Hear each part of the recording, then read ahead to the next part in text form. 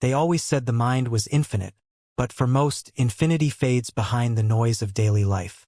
Bills, notifications, endless tabs open, both on screens and in thought. And somewhere in that noise lives an ordinary person, a being not unlike you, moving through routines, remembering little of yesterday's clarity. Each morning feels familiar.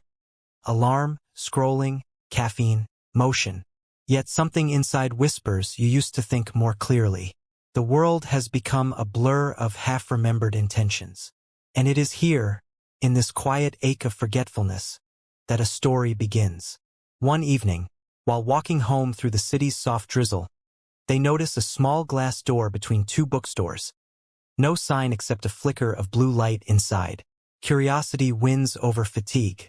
Inside, the air hums faintly, filled with the sterile scent of machines and the faint warmth of incense. A voice greets them, calm, measured, ageless. "Welcome," says the neuroscientist. Not the kind who lives only in labs, but one whose eyes have seen both neurons firing on screens and energy patterns in silence. "You look like someone whose mind is asking for more space." The ordinary person hesitates. "I can't seem to focus anymore.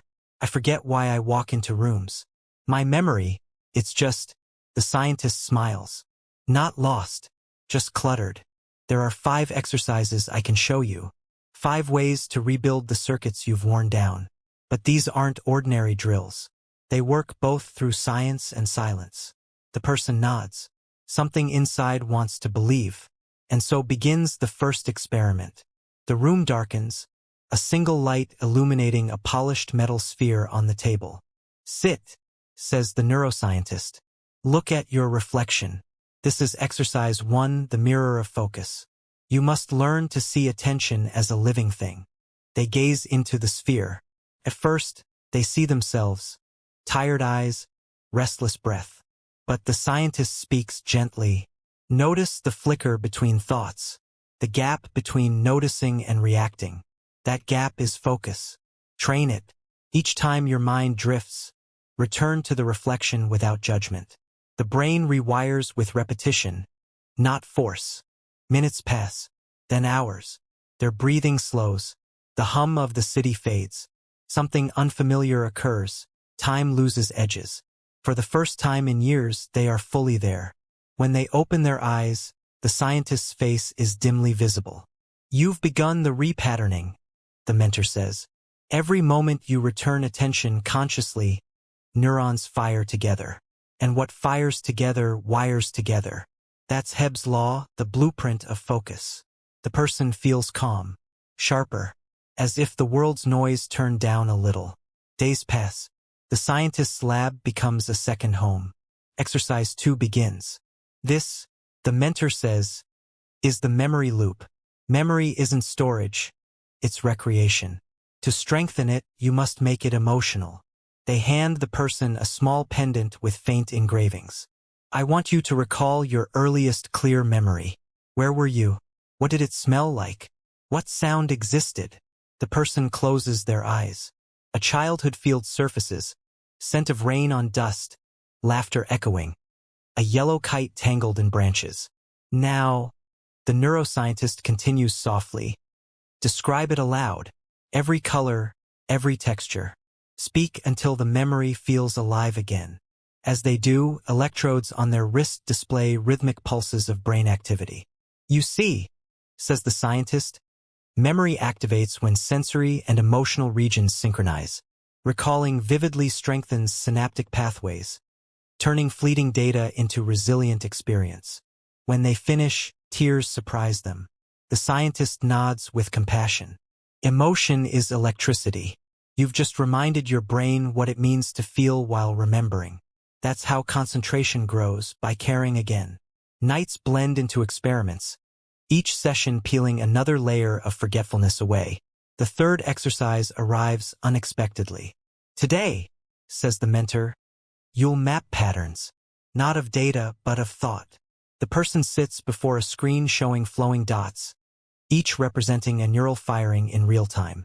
"Every time a thought repeats, a pattern emerges," explains the neuroscientist. "You'll trace it, When you find loops that drain energy, interrupt them with breath.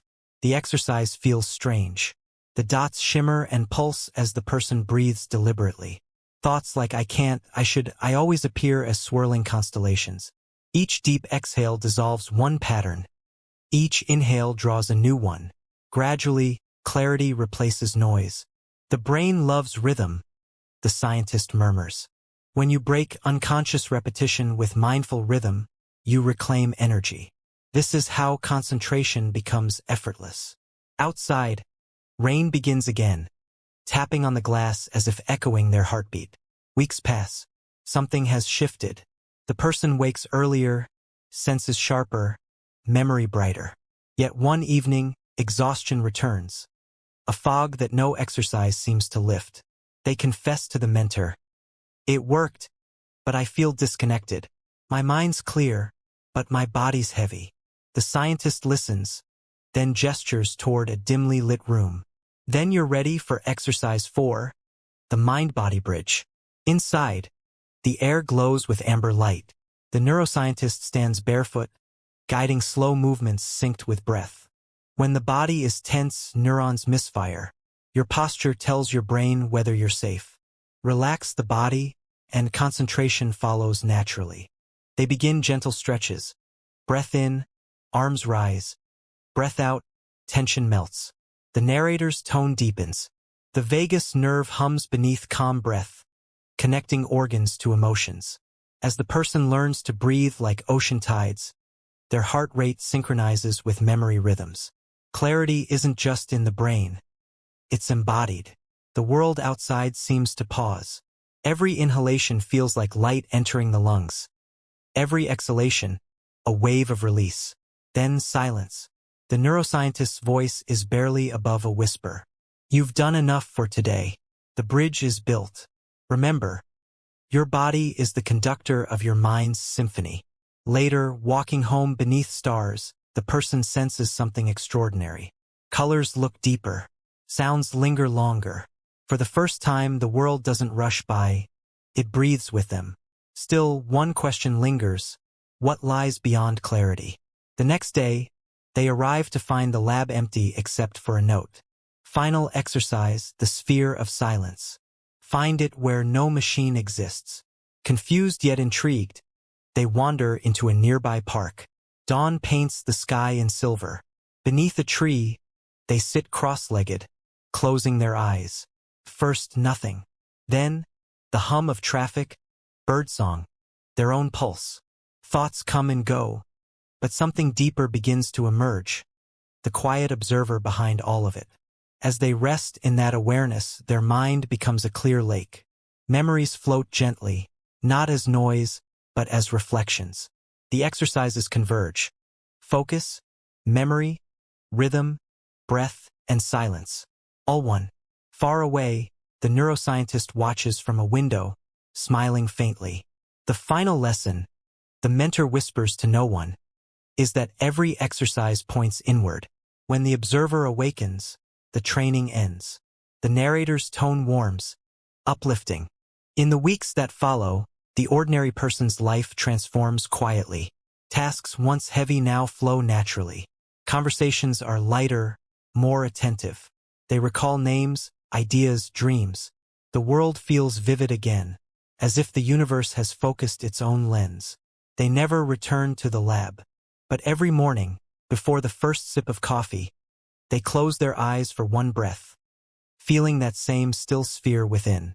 And perhaps somewhere in you, the listener, the same story is unfolding. Maybe you've been waiting to remember how powerful your mind truly is. Because memory isn't a vault. It's a living river. Concentration isn't strain. It's surrender. And every time you return to presence, you rewire your world. Tone brightens slightly, gentle call to action. If this journey stirred something in you, if you felt the quiet pulse of your own potential, take a moment, breathe, and join this exploration beyond limits. Subscribe to Brainspire 360 and continue the path where science meets the infinite. Because this isn't the end. It's the first clear thought of a new beginning. They say when the mind becomes quiet, it begins to speak in subtler ways. Days after the final exercise, the person notices a change too precise to dismiss. Sounds that once felt like noise now form patterns. Random memories rise with reason. The brain, it seems, has learned to listen to itself again. Each morning feels slightly different, as though light carries information, and every color is a signal. But this time it's not strange. Feels right. The neuroscientist's absence lingers like a dream, yet their lessons live on, echoing beneath every thought. And somewhere deep inside, curiosity still flickers. Why did this work? What actually changed inside me?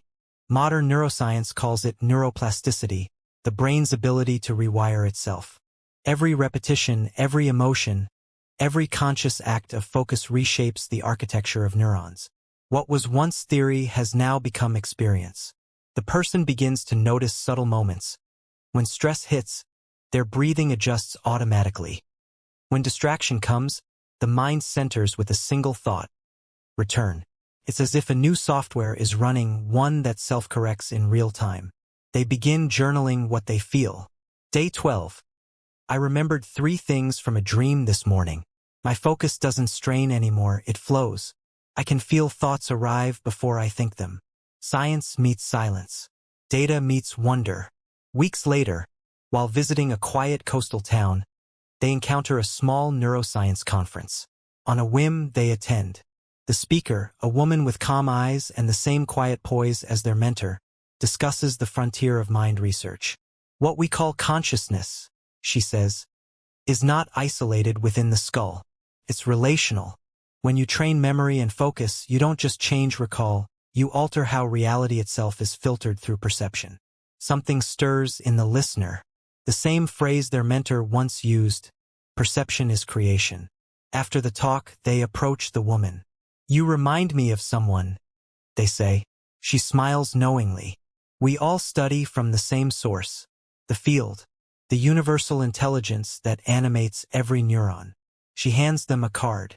On it, a single line: keep practicing the exercises, but now teach them to others. The story expands here, not with spectacle but with simplicity. They begin sharing what they've learned. Small gatherings at community centers, quiet online sessions. People listen, intrigued. When they guide someone through the mirror of focus, they see the same spark of awakening they once felt. Spreads not as a movement but as remembrance. Focus turns to presence. Memory becomes mindfulness. Concentration becomes communion. One evening, during a group meditation, a young student asks, "Do these exercises really work for everyone?" The mentor smiles. Now they are the teacher. They work whenever you stop trying to fix your mind and start befriending it. The mind doesn't want control. It wants cooperation. The student nods, tears welling.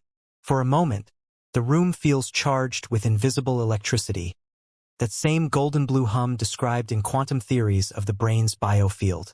Science has not yet mapped the soul, but it has begun to glimpse it, in synchronized brainwaves, in the mysterious coherence of heart and mind, in the energy signatures of thought itself. The person who began this journey once sought memory and concentration. What they found was far greater coherence. Each of the 5 exercises had opened a doorway. Focus taught presence. Memory taught emotion. Pattern mapping taught awareness. Breath taught embodiment. Silence taught unity. Together, they became something timeless, a technology of consciousness itself. Years later, when asked to describe what changed, they say softly, "It wasn't my brain that transformed. It was my relationship with it. I stopped treating my thoughts as enemies and started treating them as messengers." The neuroscientist's lab remains closed, but sometimes, in deep meditation, they can almost hear that familiar voice. What fires together, wires together. And what rests together, awakens together. The camera drifts through their surroundings. The sky rippling with sunset light, city lights flickering like neural networks below. The narrator's voice continues. Inside each of us lies a quiet laboratory, a field of infinite intelligence. You don't need machines to access it. You only need willingness to listen. They smile, eyes closed, sitting beneath the same tree where silence once found them. A subtle glow seems to rise around them, not mystical but deeply human. The glow of awareness remembering itself. And as the world continues its restless motion, somewhere within that motion, a single mind breathes in stillness. Proof that transformation isn't a miracle. It's a practice. If you've come this far, it's because something inside you recognizes this truth too. You are not broken. Your mind isn't weak. It's simply waiting for your attention, your partnership, to awaken again. You have just listened to the 5 exercises of the mind. They are not just ideas. They are keys. Practice them daily, even for minutes, and you will feel the rewiring begin. You'll remember with more color, think with more depth, live with more presence. So before this moment fades, take a breath. Close your eyes. Feel your thoughts settle like dust in sunlight. You are here. You are aware. You are limitless. And when you're ready to keep exploring the uncharted worlds within, subscribe to Brainspire 360. Join a global circle of thinkers, dreamers, and seekers reshaping human consciousness through science and spirit. Because the greatest frontier isn't outer space. It's the space inside your own mind.